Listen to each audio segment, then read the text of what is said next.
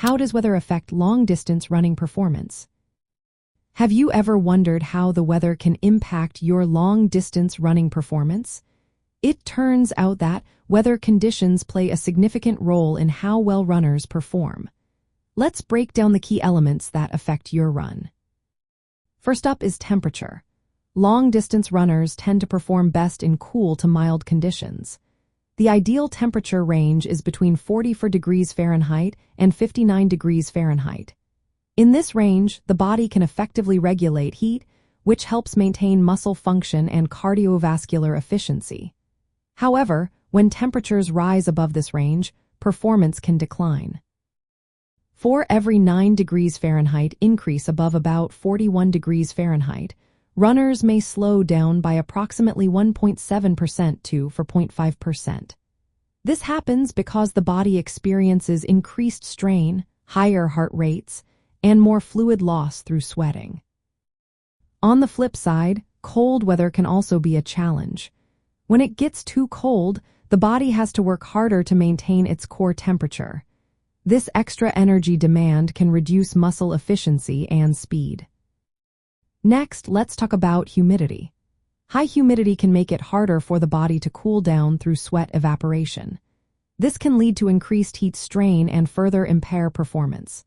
Solar radiation or sun exposure adds to the heat load, while wind can either help cool the runner or, if it's a headwind, increase energy expenditure and slow pace. Studies show that air temperature is the most important weather factor for endurance running, followed by humidity, solar radiation, and wind speed. The best performance is often seen in moderate temperatures with lower humidity. A good measure to consider is the wet bulb globe temperature, which combines temperature, humidity, wind, and solar radiation. The ideal range for this index is between about 7.5 degrees Celsius and 15 degrees Celsius. For those involved in track and field, especially in marathon training, understanding how weather affects performance is essential.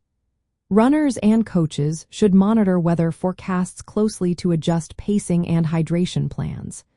Training in conditions that mimic expected race day weather can help the body acclimate.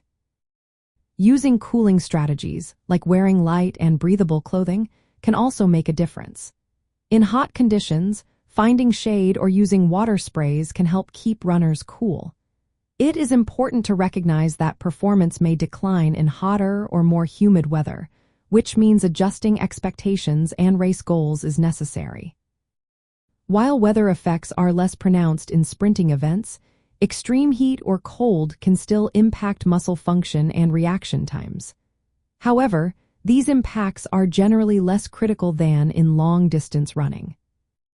In summary, weather conditions directly influence physiological responses during long-distance running. By preparing for these conditions, runners can maintain performance and reduce the risk of heat-related illness or injury.